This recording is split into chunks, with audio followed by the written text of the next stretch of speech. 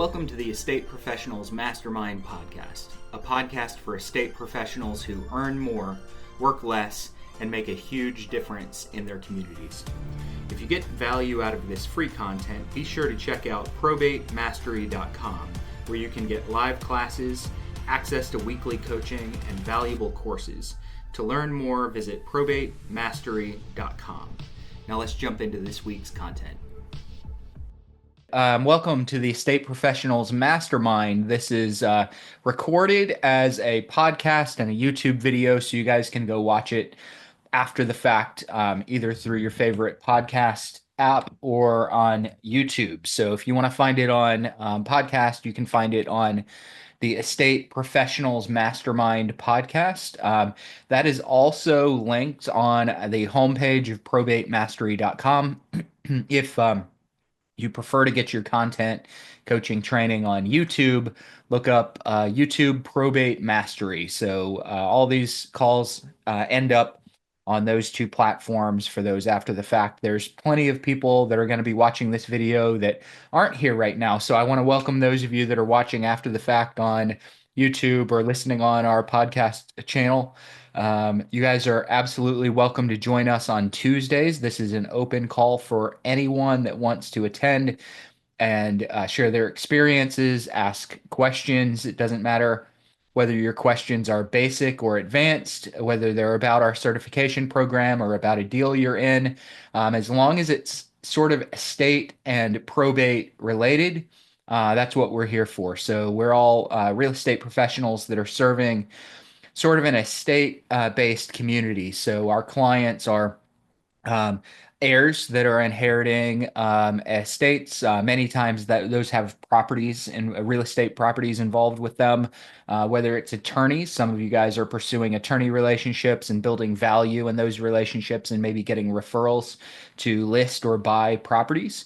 Other vendors that we're supporting, all kinds of different things. That's what we're here to discuss.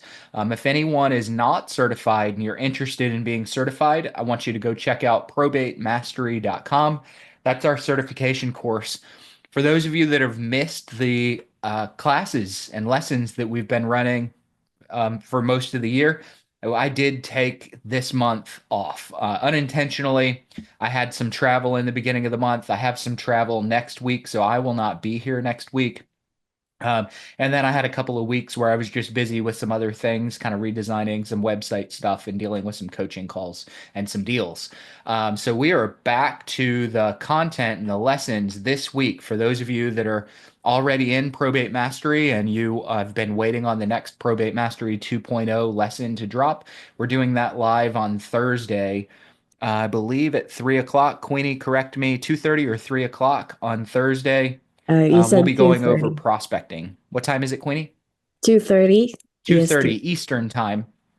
So look for that email to come out. If you're not a Probate Mastery student, go sign up for Probate Mastery, and you will be invited to any of those that we're doing. We've got another approximate month and a half of live classes that are going to be rolling out in the Probate Mastery 2.0 course. All right, so we're here for your questions. If you'd like to share an experience, share a win, ask questions, go to the bottom of your Zoom screen and click the react button and raise your hand. So I want you guys raising your hand. I'm going to start with one thing.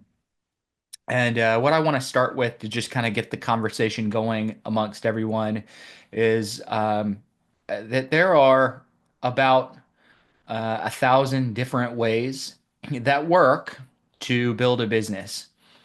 And a lot of times people show up and they say, hey, what's the best cold mail sequence? What's the best CRM? What's the best script? What's the best way to approach attorneys? What's the best content to create? And everyone's sort of looking for the best. And while there are absolutely some things that you don't want to do with regard to building your business, there are also generally anywhere from 3 to 10 paths with any given kind of sub niche in this community, in this probate focus that work. The idea is you pick one. When I've done cold mail in the past, I've sat down and I wrote my letters and I created my sequence. And I'll give you guys an example of a sequence that I did for about 6 months. This isn't the sequence I use right now, but this actually worked. I just like playing around with sequences. Is I'd get my leads in and I'd give my leads a 5 day rest. So I'd set my mailers up to begin 5 days after they arrived. I would use those 5 days to go into my list and do any scrubbing that I wanted. So I'd check tax records. I would make some calls. I would try during that 5 day period to filter my list down, scrub my list down to about 50 to 60% of its original size. So if I had 100 leads, I'd use that 5 days to get rid of the estates that didn't have any real estate. Maybe some people would get rid of estates that the surviving spouse seems to be staying in the property. I'd make some phone calls, and if somebody said, no, I'm never going to sell, then I'd scrub them out. And then 5 days later, my first mailer would run out to everyone that was left on that list that I hadn't established contact with or I hadn't decided not to pursue. A week later, I'd have another mailer that went out. A week later, I'd have another mailer that went out. So within about 3.5 week period, I'd have 3 letters that dropped.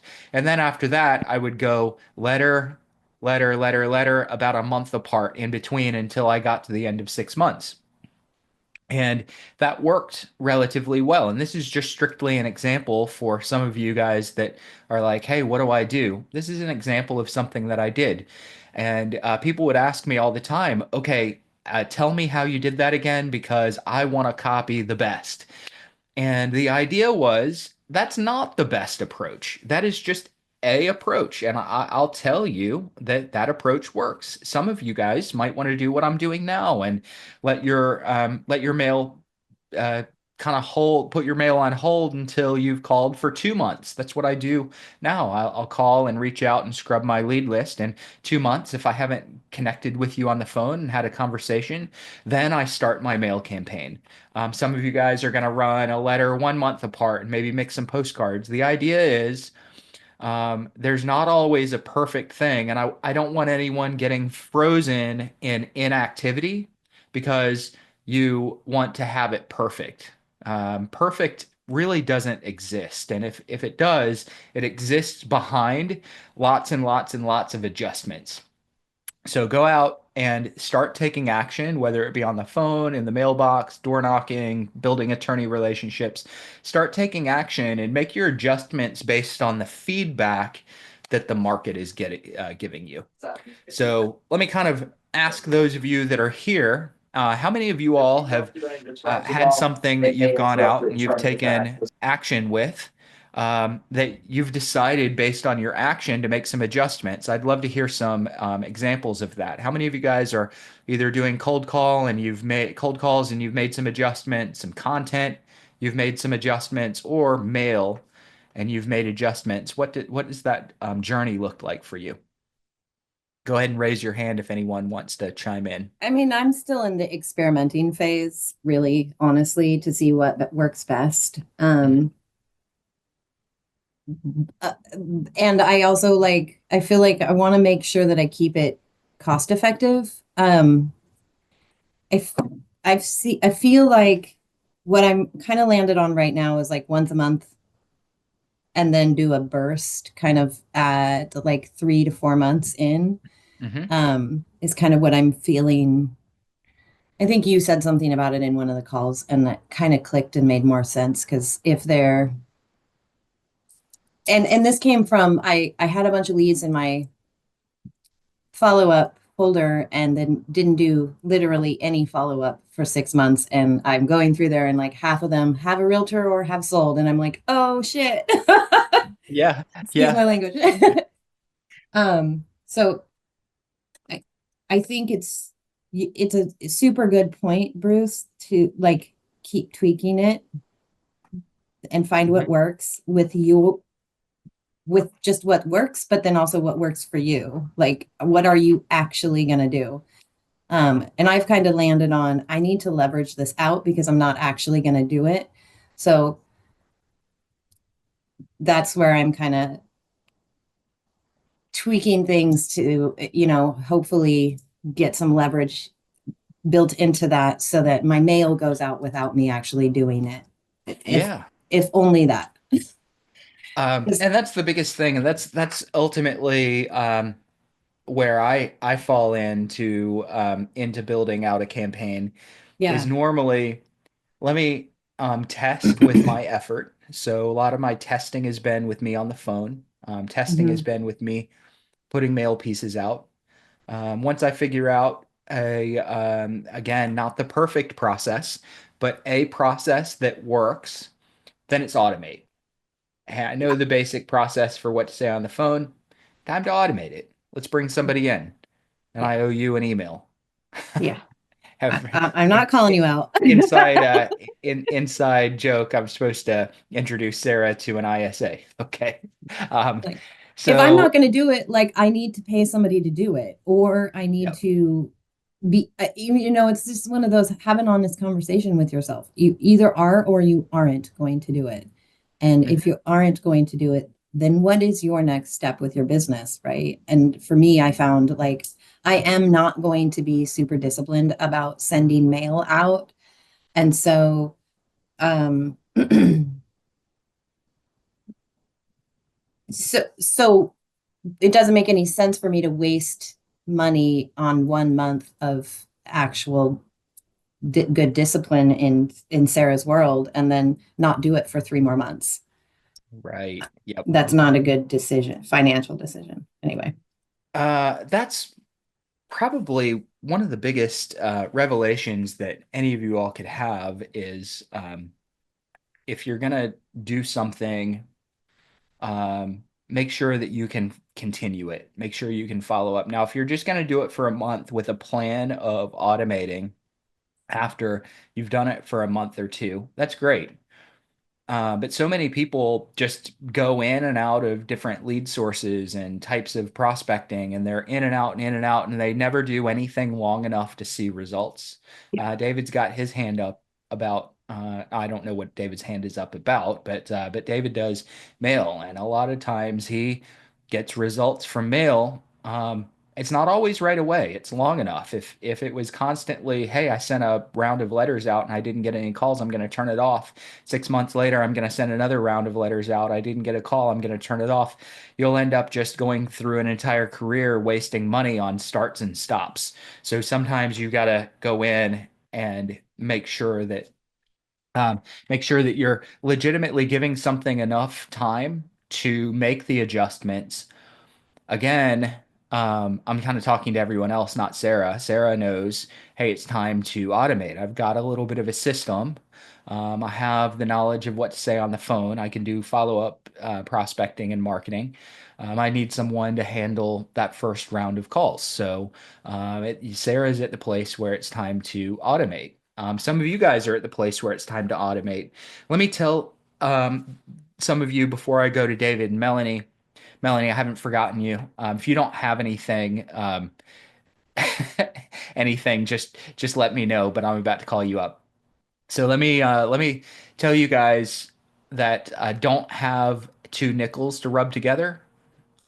Been there. I've been there.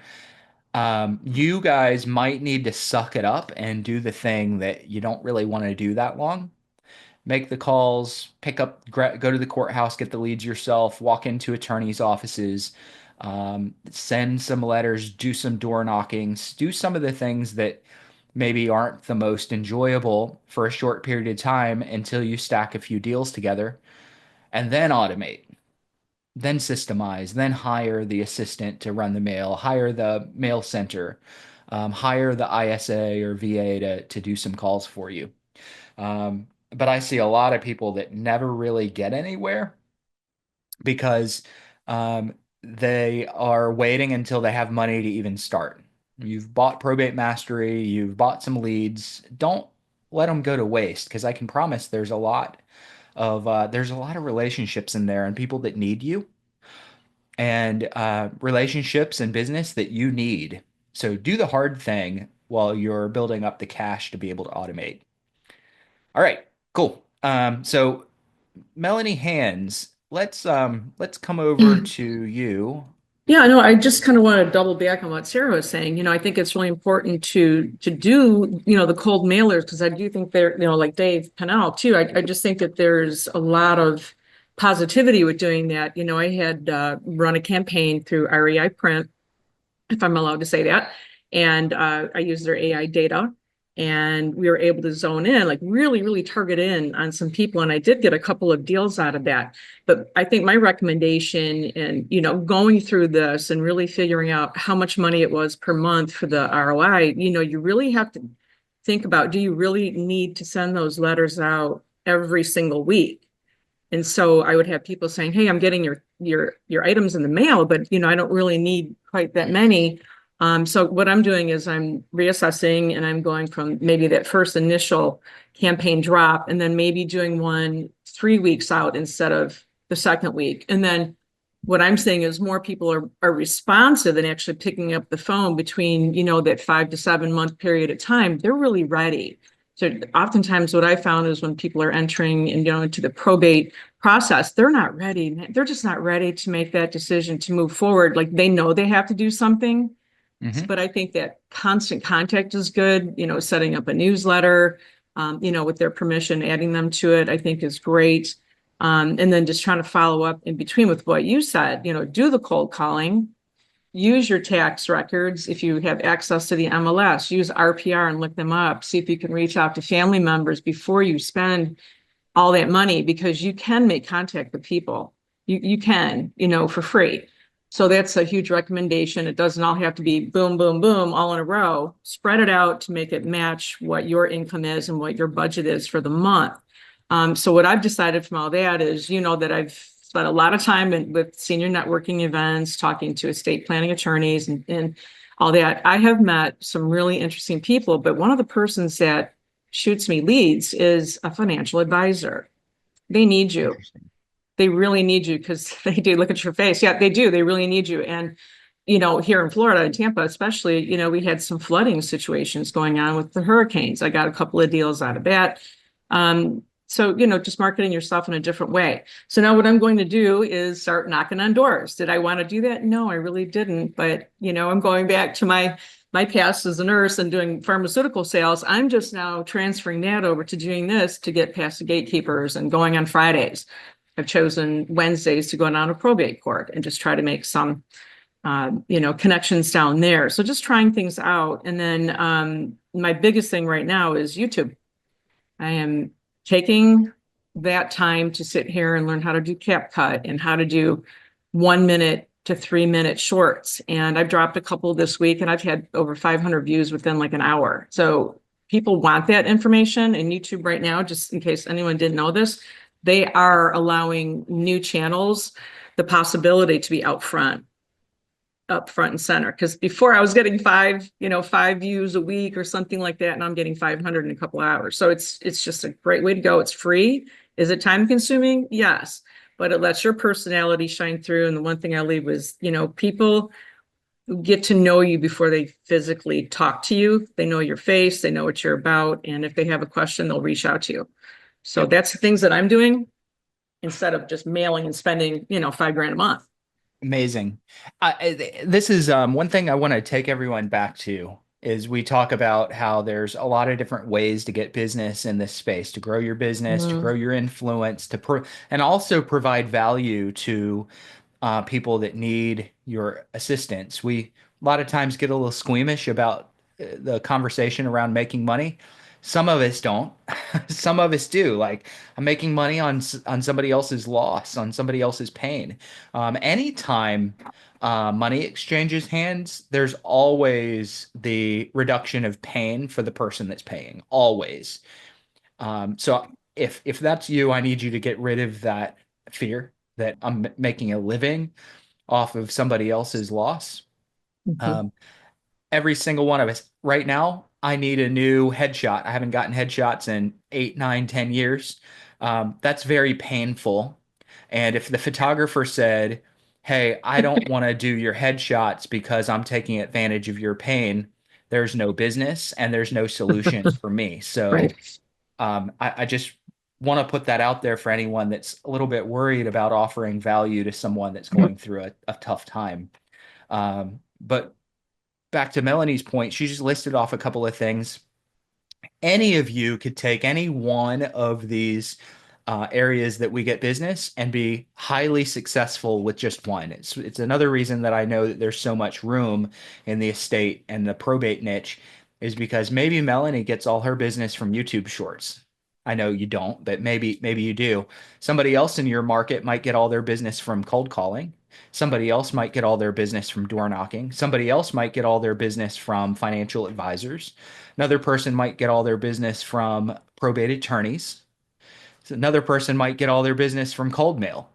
And then you get into what David Pinnell does. And David's up here on the screen. David, you can unmute yourself if you want. Maybe you take one of those and really drill it down and you only mail to the people that are out of state representatives.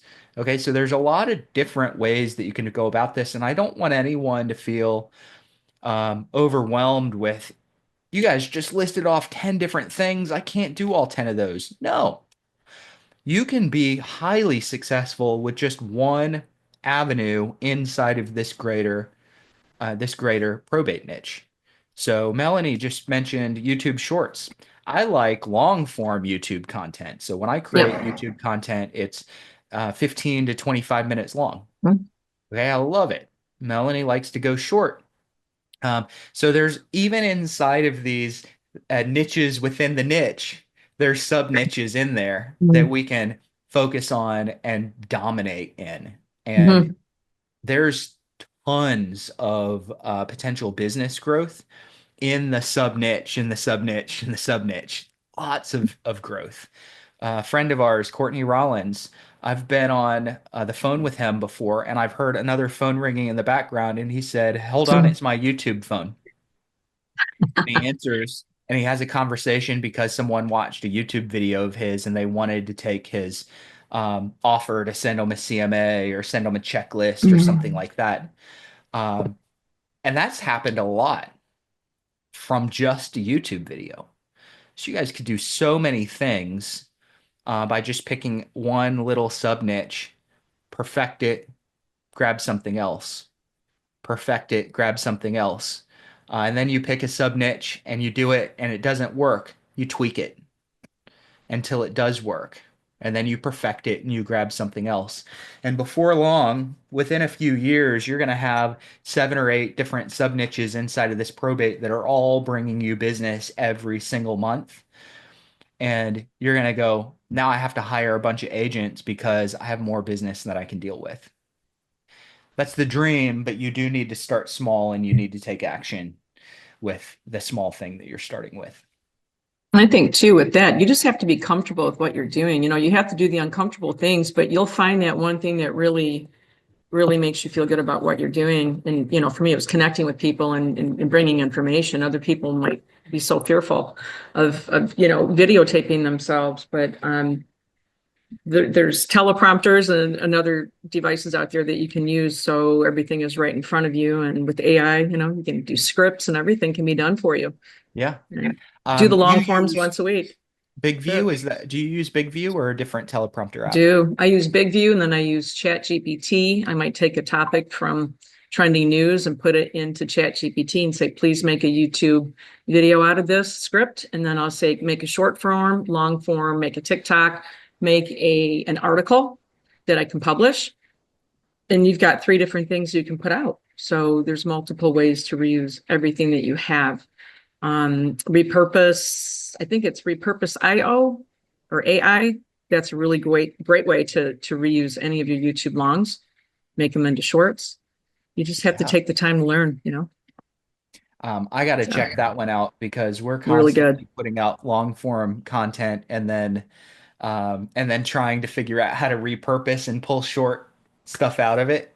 So Repurpose AI or repurpose.io. You guys, if you want to know a little bit more about that, go to Google and ask it. I'll And put it in the chat too for you guys. say again. I'll put that in the chat too, the links Perfect. that everyone can see it. But those are the couple of ones that I really like. And Big View is excellent. It really is for beginners, and you don't have to struggle to learn it. It's just simply you upload, your script, which you can do on your laptop, and then you save it. And then when you're ready to film, you just stand in front of a nice bright window and you film. And then basically add your captions and everything right to it. And you can upload right to YouTube. It's Mhm. really great and super cheap. It's like $90 a year. Well, you know what I used to use Big View several years ago, and then I quote unquote graduated, and I was like, ah, it's too basic. I want to Yeah. make my stuff a little more complex because I've never been very good at delivering something in 60 seconds in that short.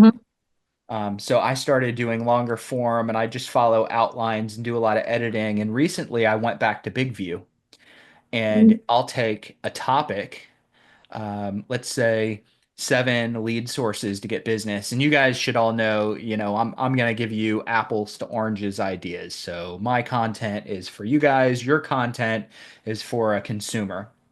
So 7 different sources that you need to use to find motivated seller leads. That was a recent one that I did. And I outlined it out, and it didn't take 10 minutes to outline it out. What are the lead sources that I use to get motivated sellers? Obviously, probate, absentee owners, eviction lists, hired landlords, old expireds. I just kind of listed out the ones that I knew. And then I went into Big View and I wrote a script for each point of my outline. Every single point of my outline, I wrote a 30 to 90-second script.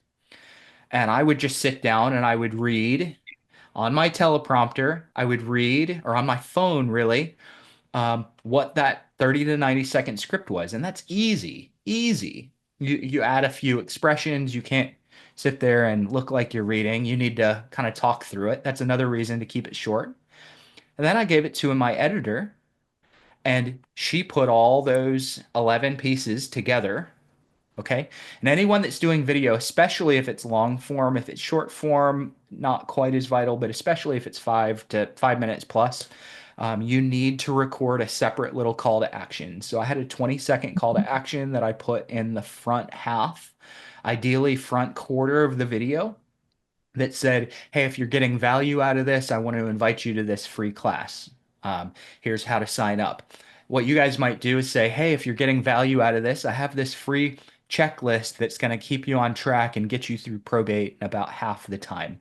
If you want that, email me here or visit this website. Just something quick and easy, short, that you put in. You guys need a call to action in your content. But kind of pull it back to Big View. Big View makes your video content easy. And if you use ChatGPT to get your outlines or your scripts, even easier. And then all you have to do is sit down in front of your phone and read what's on the screen. And if you don't like editing, there's plenty of people on Fiverr that'll do it for you, right? So good stuff. David, your hand's been up for a while. What Yes, do you got going on? just keywords has come to my mind. What I was thinking about when you said make the small changes. When I was at the attorney event, one attorney asked me if I was licensed. Something that if you are a realtor and been in the business, you don't even think about it anymore. You just pay the fees and whatever.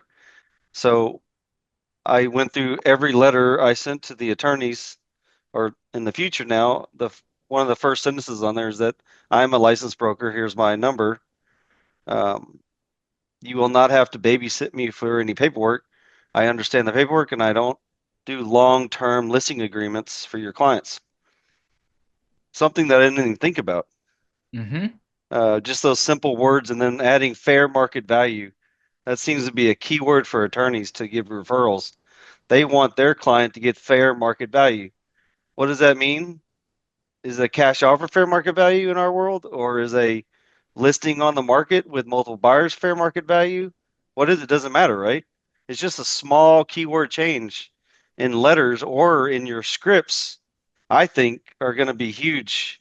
I'm actually very excited about it. I rewrote probably 100 letters that I have with those keywords in it. Amazing. And we have to recognize that everyone has their need, what they're looking for. For an attorney, are you licensed? And can you get their client fair market value? For a consumer, what are they looking for? You need to figure out what they're looking for and speak directly to that.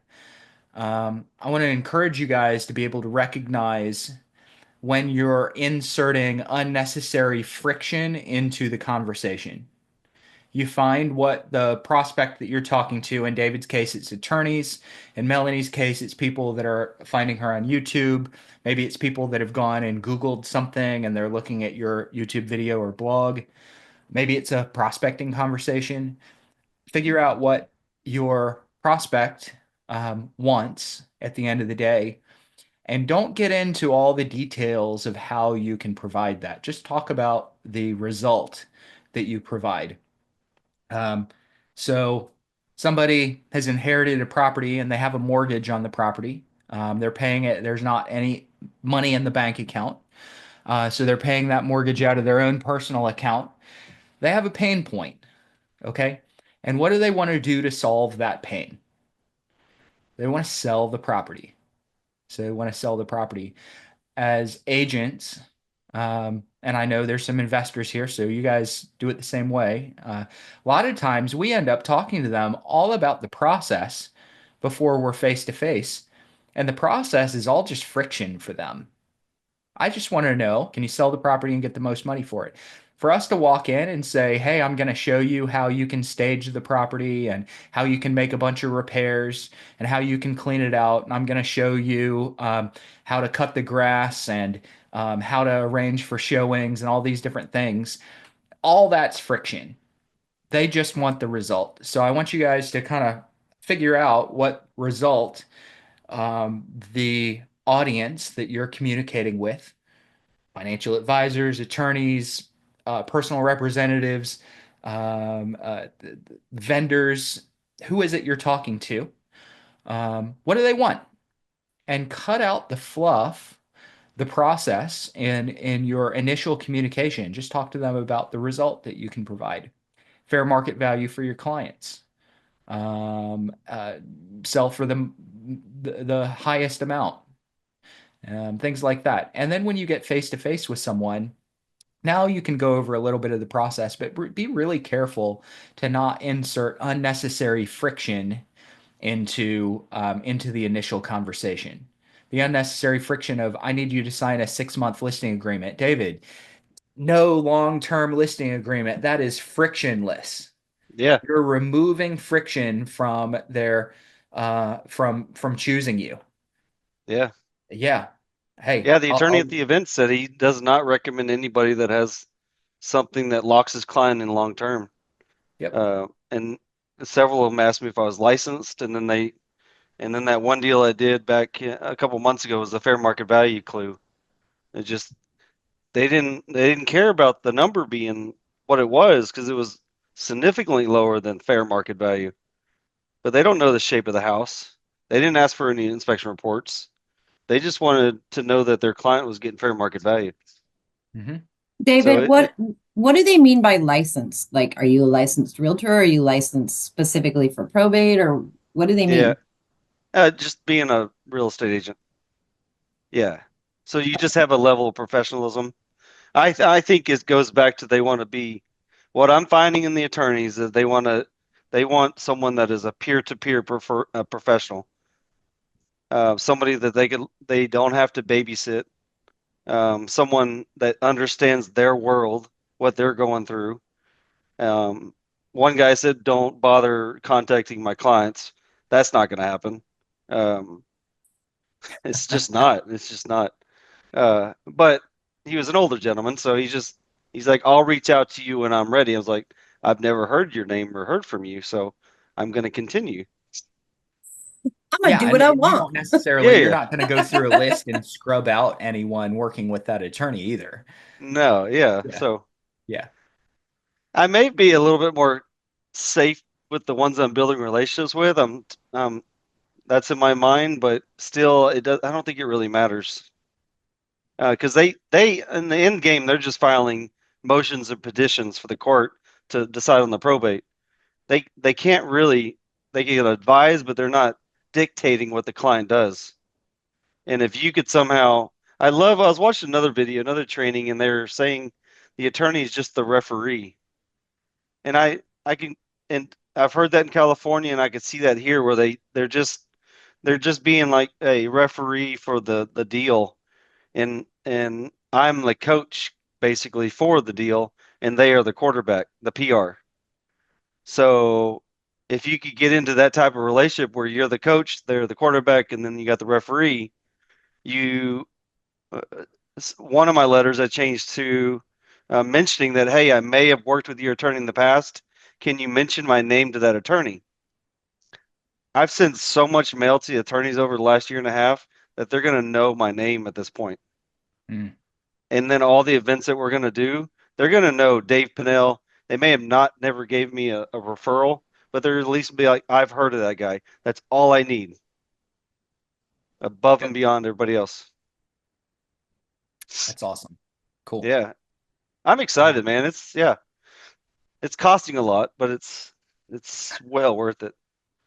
We took So I'll 4 go back, listings and then I already want this to month. give Robin a little bit of time. I'm gonna go Yeah, back sorry. just because I'm gonna hone in on something David said. It's costing a lot. I'm gonna go back to the very beginning for those that are going, oh, I don't want to spend all that money. You don't have to. Okay. There's um dozens of people every month, at least dozens of people tell me I haven't done anything because I feel like I don't know anything. Now, on this coaching call and our private coaching or probate mastery, we're going to give you guys kind of everything that you could possibly do. It's your responsibility to say, hey, these 12 things are just noise right now. I'm going to focus on letters if you have money, cold calls if you don't have money. I'm going to focus on reaching out to attorneys. I'm going to focus on this piece or that piece because every single piece that we talk about is capable of giving you an influx of deals in your business every year. And we're not talking about one or two, but you just have to pick a sub niche and stick to it and tweak it and perfect it. And then you can add another one. It's fine. So, Yeah, and based on those costs, I'm finding it out that mailing the attorneys and calling the attorneys is almost worthless until you sponsor their lunches. So everybody go sponsor a lunch for like $250. Get in front of 10 attorneys and then mail them a letter or call them, say, hey, because they give you the list of numbers in their card. That's so easy to follow up with after that. yep. If I was new, I was asked that question last time, Bruce. I'll interrupt you. I know you're on a time schedule, but um, yeah, if I was going to start over on attorneys, I would definitely sponsor lunches before I mail them or call them. That's great input. That is Yeah. great insight. Hey, Robin, what do you have? And I see Sarah and Matthew. We're gonna grab you guys in a second. Anyone that's already chimed in, you guys feel free. I'm kind of leaving you up on my panel screen so that you guys can jump in if you have something to say. But Robin, go for it.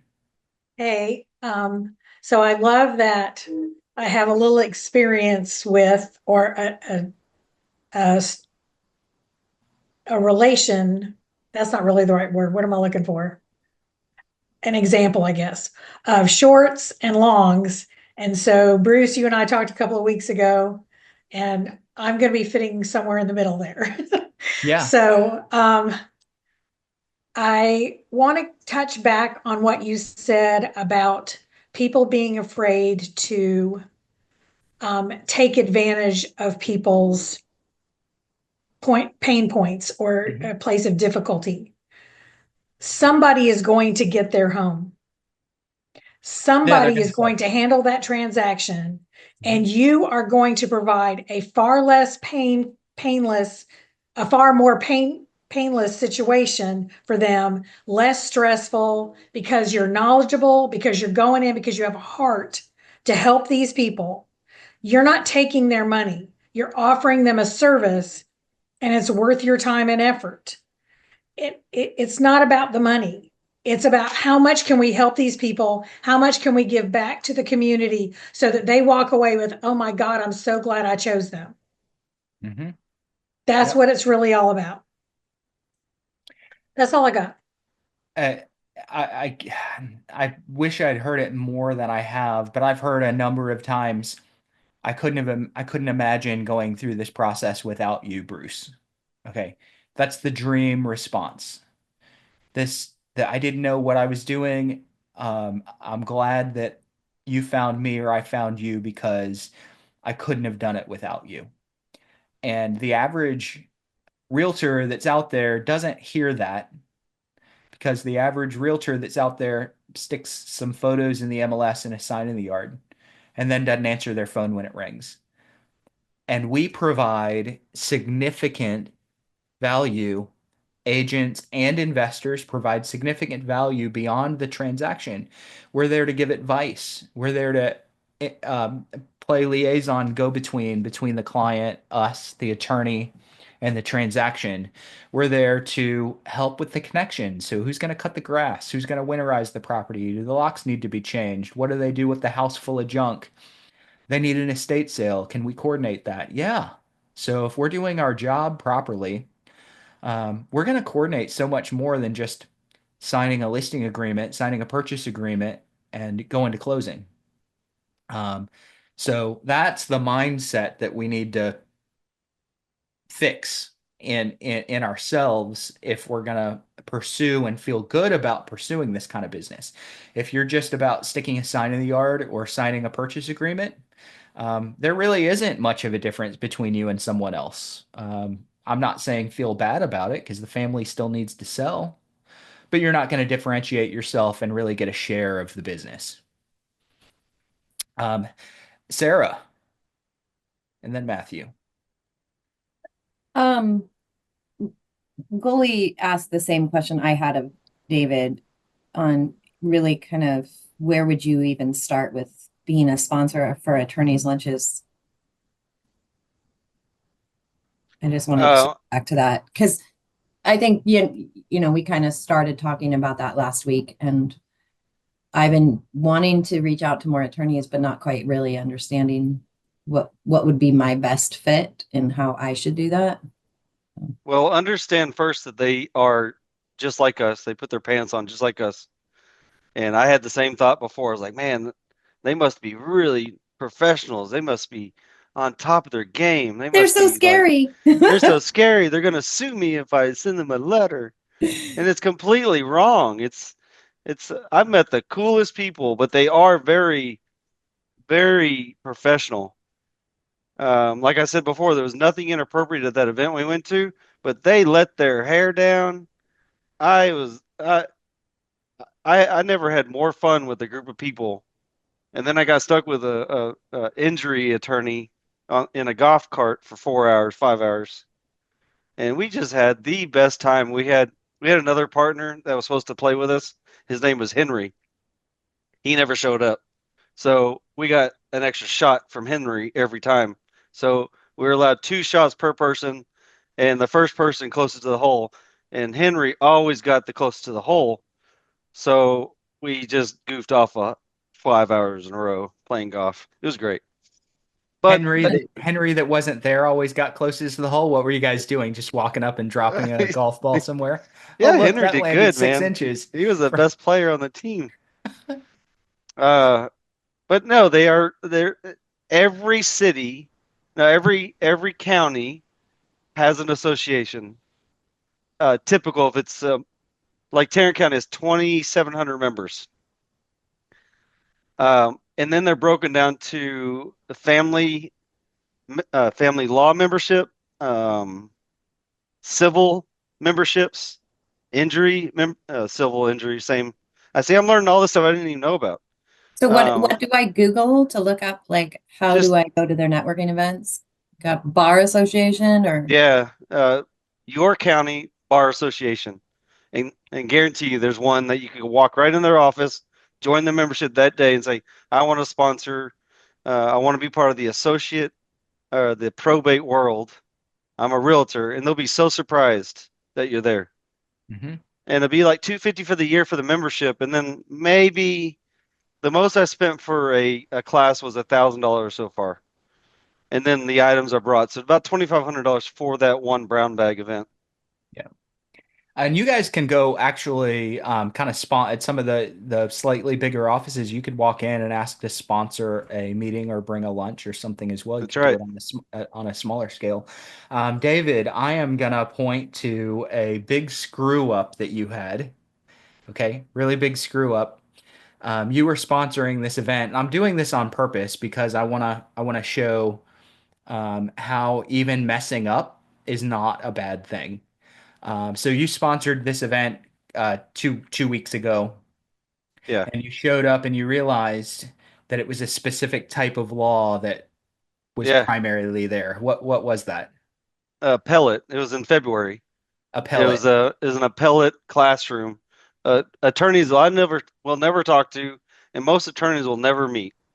It's the attorneys that are trying to go for uh, so in the world of attorneys, they do specialize, but some try to aspire, like being a broker or president of the United States, they try to aspire to a higher court, and you Hmm. have to go through the appellate court. Most times they have the experience of the trial court to have 14 trial courts in your career, which seems like a low number when you're like, I sell 14 homes a year. I told the guy that I was with in the golf cart, he's like, he's almost to his 14 and has been 5 years licensed as an attorney. That gives you an idea how many times they go to trial court and prosecute their case. Losing my train of thought, but so that was an appellate classroom, and it was deep in George Washington literature and oh, 5 hours Totally of unrelated to probate, right? yeah, On yeah, accident, right? You didn't mean to sponsor an appellate no, court event, did you? no, Right. Did you get good relationships out of it? oh yeah, yeah. Yeah. So And two of I'm them were at bringing. this event for the thing, and they're like, "Oh, you're Dave Pinnell, the realtor." And then the lady that just got promoted to probate court one, Patricia Burns, she just got promoted to be the judge of probate court number one in Tarrant County. She knows me by name and face now because I sponsored that lunch, and she Mhm. was one of the speakers there. So yeah, it all works out. And as a mistake, you sponsored that lunch and it works out. So we think that we've got to target probate attorneys, and you guys are gonna, in doing that, you're gonna end up No, talking with estate planning attorneys that have nothing to do with administration or probate. You're yep, going to talk to bankruptcy attorneys that have never done anything in probate at all, family law, appellate the attorneys that are going through that and trying to become appellate judges or something. You're going to accidentally run into people that if you're kind of narrow-minded, narrow-sighted, you would think are not a relationship worth developing. Couldn't be further from the truth. They're all great. and I got an idea for you guys. If you're gonna watch this video in the future, look up Fest Master. Let's see, what's the name of it? Hang on. It's like Toastmasters for attorneys. Oh, Tort Festers. It's TORTFEASORS. Tort Festers. It's a How do you like a how do you spell pet. the last It's word? tort, so civil tort. When Yeah. you tort somebody, you're done something wrong to somebody. I learned that. Festers, it just means you're acting in the best. I think you're acting in wrong of somebody, but this one is tort festers, where you actually they practice speeches and fake courts stuff at it, and they invited me to it. Two family law attorneys like, hey, you should come to this thing and hang out with us. We only drink here, but well, it's like I don't really want to drink on a Wednesday night, but I'll go and see how it goes. It's just getting in the world. It's amazing, man. It's Yeah. Yeah. I'm actually having a lot of fun with it. That was my goal this year is to get into their world. Cool. I love it. All right. Hey, let me come to Matthew and then Joyce after that. Matthew, what do you have? Hey Bruce, thank you. I kind of came to probate accidentally last year because I was referred to two estates from customers and clients that are in my database. Hmm. And I can tell anybody who hesitates, both of those experiences for me were literally some of the most rewarding of my 35-year career because these were people who said, "Hey, I have this problem. I have no idea how to handle it." My response to them was, "Well, I have no idea either. Let's figure it out together." Um, That's and they great. were at the end of the transaction, they were super grateful. I mean, I helped them get the house cleaned out, helped them do an estate tag sale, helped them liquidate an Audi. So it was real estate plus real estate on steroids. So for anybody here who hesitates and thinks that you're annoying these people, probably in the beginning, but once you get in there and you show that you care about more than just the real estate, which hopefully you do, um, once you show that you care more about just the real estate, they're genuinely glad to have you. And it's kind of funny we're having this conversation because one of the families that I did probate for back in November just referred me to another family member who's alive and well who wants to sell their house. Yeah. Yep. It's funny because I moved to my area in North Carolina 10 years ago. And when I first got here, I ran radio ads. That's what I'd done to get most of my business in my old market. And I started running radio ads. And my first client that signed a listing with me, we sold their house. A couple of years later, they bought a house. They've referred their kids and a couple of friends to me over the years. And 2 weeks ago, they gave me a call and said, "Hey, we're going through probate. We know that you emphasize and focus on probate. You're helping us." So we've been talking over the last couple of days and today solidifying a deal.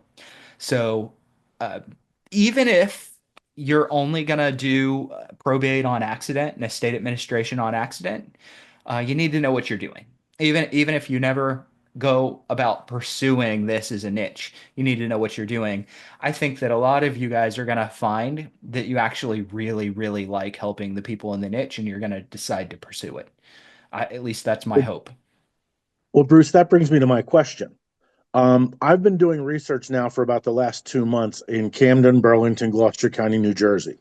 Hmm. And I'm finding that in each of those counties, we have an average of about 200 deaths a month. And about 65 to 70% of those deaths have real estate attached to them.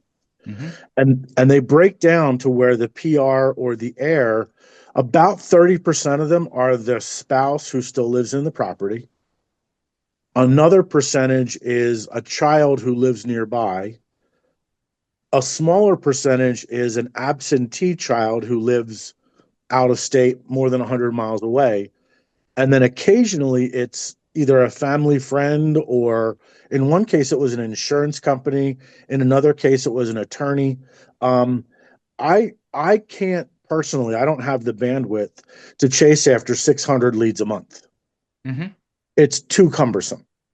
So, is there one of those four categories, or maybe two of those four categories, that you would recommend that I focus on in the beginning until I have some resources to put some maybe VAs in place, or put some other systems in place? Because right now it's just me, myself, and we don't always get along. So, Right.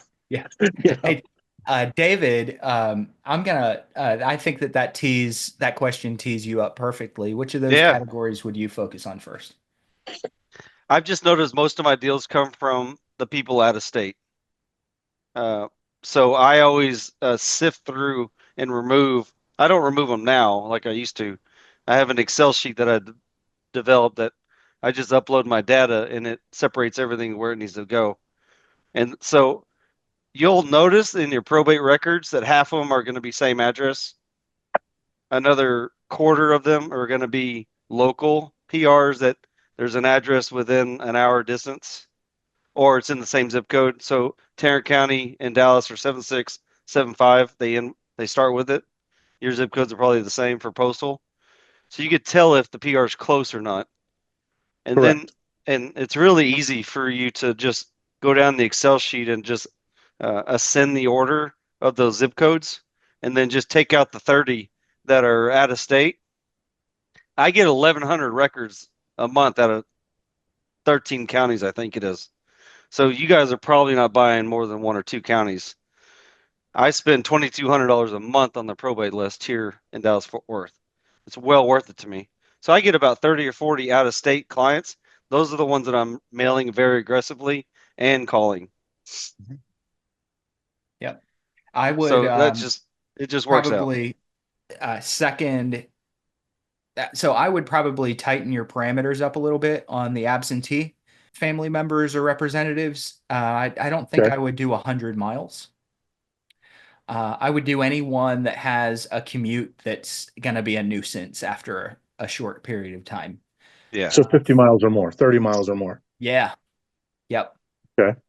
Yep. Because that gets to be a big nuisance for a lot of people. Okay. Cool. All right. Thank you so much, guys. Yeah. Thank you. Yeah. Appreciate it. Hey, Joyce, let's go to you. What do you have? One quick question. Have you all ever worked with the public administrator um, for the probate courts? I've running into that a lot. So I did call them, and they said they mostly just work with the people who are appointed by the court. So I just wonder if you all had any experience, maybe getting a relationship with them at all. Yeah, so I'm curious from the audience here today, how many of you, if anybody, has built a great relationship with a public administrator that gets appointed regularly? Um, I don't see that in my market very frequently. There normally it'll be an attorney who is basically a public administrator. They're just unrelated, Right. but they're also And hired by the family. When I see a public administrator, oh man, the opportunity there because getting in with them, making a connection with them, and I would treat them the same way that I treat approaching attorneys. When you make that connection, it is going to be easy land in your lap listing business or purchase business if you're an investor. Easy. But you just have to make that initial connection. So what you offer is going to be, hey, I'm not calling you to chase getting your referrals, although that would be great. Can I take a quick second and tell you about my business? I essentially provide concierge services to tie up all the loose ends that families and representatives and even public administrators might not have time for. As a matter of fact, most of my services I do for completely free. The only thing that I would ever ask for in return is if there's ever a property that needs to be sold, you let me bring you an offer. And you're essentially making their job very easy because now they don't have to go meet the locksmith. Now they don't have to call and line up landscaping like they would be doing. Now they don't have to set up the estate sale. They can use you for that. And I don't mind providing those connections and resources free. I make the offer. Not many people take me up on the offer and use me like a gopher. Most people appreciate that I made the offer, though. And that really gets me in tight with the connection. What I've done in my business is if somebody does want to use me as a gopher, I say email here and I forward that email for those services that are needed. I forward it to a concierge service, a third party service that handles it Mhm. all for me on my behalf. So I'm not the one literally going to cut the grass or meet the landscapers, meet the contractors. I have a third party do that. And I still provide it free with the understanding from the public administrator, the attorney, the family member that if in the future there's ever a sale, I'd like a shot at bringing an offer. Our public administrator is an attorney, and I wound up calling him just to see if he would just take just anybody's, that is looking for an attorney. And so I didn't really talk to him. I talked to his secretary or whoever, paralegal, whoever answered the phone, but they were very nice. So I shied away from, I just kind of discounted them, thinking that they probably wouldn't want to work with a realtor. But you all have encouraged me, so I might try to develop that relationship. Well, you're more than a realtor. Oh You yeah, and I do help with enjoy what I the do. entire estate administration process. Okay. I Anything guess that they they don't want to actually do? would have more business than the average, just a regular attorney. That maybe that's a general attorney, and so that might be an opportunity. All righty, thank you. Absolutely. Really appreciate it, Joyce. Guys, we are past 3 o'clock my time, so we're going to go ahead and wrap it up. Thank you all so much for being here. We do this every single Tuesday. If anyone wants to join in next week and you're listening after the fact, go ahead and go to probatemastery.com, register for the free weekly coaching calls. Those of you that were here, thank you very much. If you have questions that I didn't answer for you today or our panel didn't answer for you today, come back and ask next week. If anyone wants to be certified and get what is currently significantly over 30 hours of training, advanced training on building out this niche in your business, probatemastery.com and get certified. It's only $500 right now. It will go up when the Probate Mastery 2.0 is done.